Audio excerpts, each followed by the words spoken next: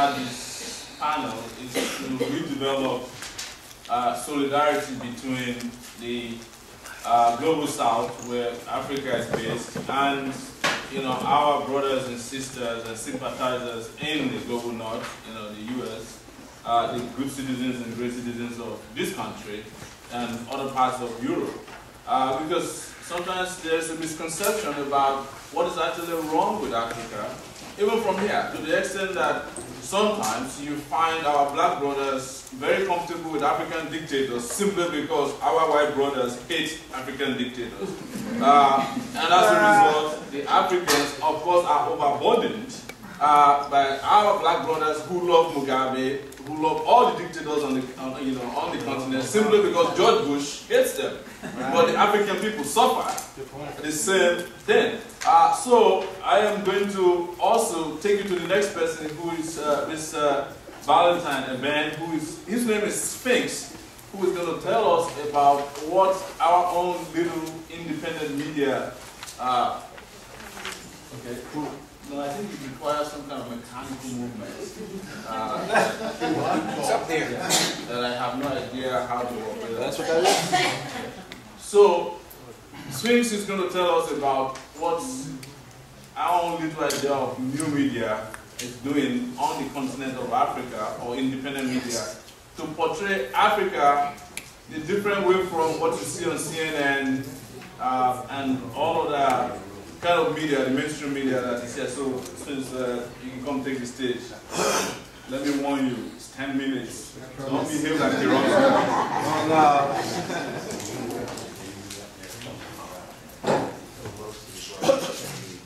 Okay, I'm very happy to be able to talk to you today about what we've been trying to do in the media.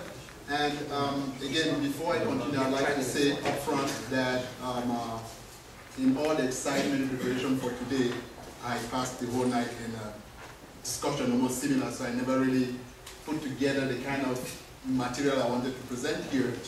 But in terms of the work that we're doing in the media, one of the focuses of our work lately has been in a topic that has, unfortunately, barely any resonance in the conversation in the global north about the problems in Africa and the way forward. And that has to do with what a French activist called La France-Afrique, which we think, some of us think, a deeper understanding of that foundation on which some African countries stand is very vital for us to understand which approach to take today. In other words, La France-Afrique is pertaining to the spin group of African countries where in the 1960s they did undergo what our brother tried to explain. We had national governments like in Nigeria, where the British rigged the first elections and put their guy in charge, but there was a local elite that decided to coerce with the elite in the global north to exploit Nigerians, or like the case of Tanzania, or the couple of African countries where a local elite developed and decided to side with the global northern elite to exploit their own local people. But there are other cases like Cameroon, where I'm from, or Togo, where he is from, where basically the decolonization process was short-circuited by a mechanism whereby French troops, maybe a lot of people here don't understand, France is the only country that have troops in Africa that are based there. And there are 16 French bases in Africa, 3 are officially existing, but there are 16 all around the continent. And the experience has been that if you look at most of those former Francophone African countries that belong to this category, instead of a local elite developing, you just had former colonial staff becoming in charge of the situation, not from fighting. So you take, for example, the case of Cameroon.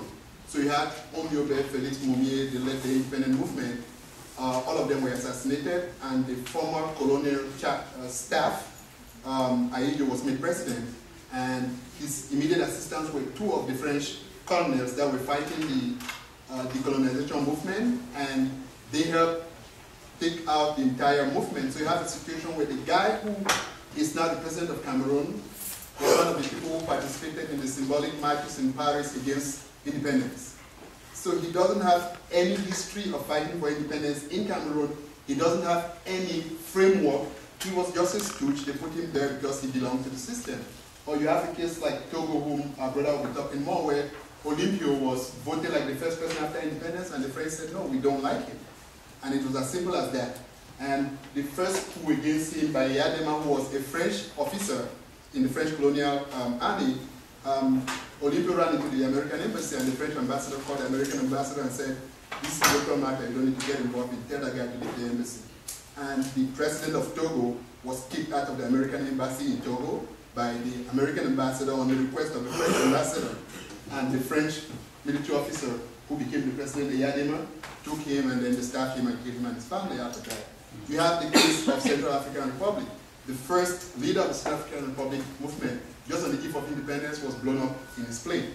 Or you have the case of Niger Republic, where once the president started saying, uranium is coming from Niger, we need to be on the table when uranium is being discussed. We cannot discuss Niger's uranium in France. The French Minister of Energy in charge of uranium said, well, come to Paris, let's talk about that. The day he left for Paris, there was a coup in Niger, and the right person to do the job was put in place. So, or you have Gabon, or you have Cote d'Ivoire, right? So, the difference for a lot of the people who do the work that we try to do in the media in the context of this, what we call La Francafrique, is that the level of the exploitation goes, we're not trying to compare evils here, but it goes to a very scary situation, so that I remember how frustrating it was for me when I moved here in 2005, and every time I walked into a room to talk about Rwanda, and people said, you know, the French sent some troops, but America didn't do anything. Well, what you don't know is that the French troops who went there to help complete the job. Because the operation that the French government put in place, it was all about defending one of the several dictators that they had established from this La Francafrique mechanism, who was Habyarimana. And the operation went really sour because the more they tried to support him, the more Hutus and Tutsis in Rwanda wanted to get rid of him. And so the regime decided, okay, we're going to send French troops in there to try to do what they could. And eventually, when it became clear that the people trying to kick out Habyarimana were getting military support, which was the only African country in the 90s in that category of Francophone African countries where the opposition took arms to defend their position, as opposed to Cameroon, where you had just uprisings, or Zaire, or the other ones. So I think in some of this conversation, I think one of the problems that we have encountered is that a lot of the material that exposes this thing that is called a Francafrique, this concept where you don't have a local African elite that you can at least deal with operationally, where you can say, okay, you have betrayed your people, but you have these former colonial treaties that are in charge, is that we get this worry that in the States and in, in Britain, the bigger of the, how would I call it, the global northern economies. Thank you.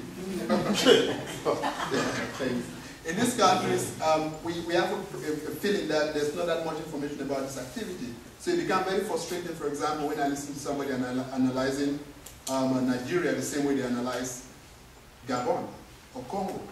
Because you have a local elite that has messed up, or they did what the brother tried to explain, they reduced poverty and stuff like that. But on the other hand, you have in this La Francafrique what they call précaire, there's the background of France, where basically the public did not have any possibility to undo or even participate in the process. So that these cliches about, Africa where dictators are de rigueur, it's mostly in those countries, mostly in these precaire countries.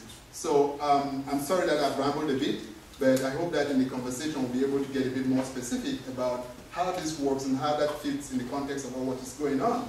That's why when people are rising up, thank you. When people are rising up in Northern Africa, it's no surprise that people in the States, and a lot of the media does not cover what's happening in Burkina Faso, in Congo, in Cameroon, in most of these countries where basically the media has given up on the struggles there. It's not exciting. It's easy to explain it away by tribal explanation than to explain that really these so-called leaders do not belong there. Okay, I think I'll leave it at that. I'm sorry for rambling. During the conversation we can get deeper.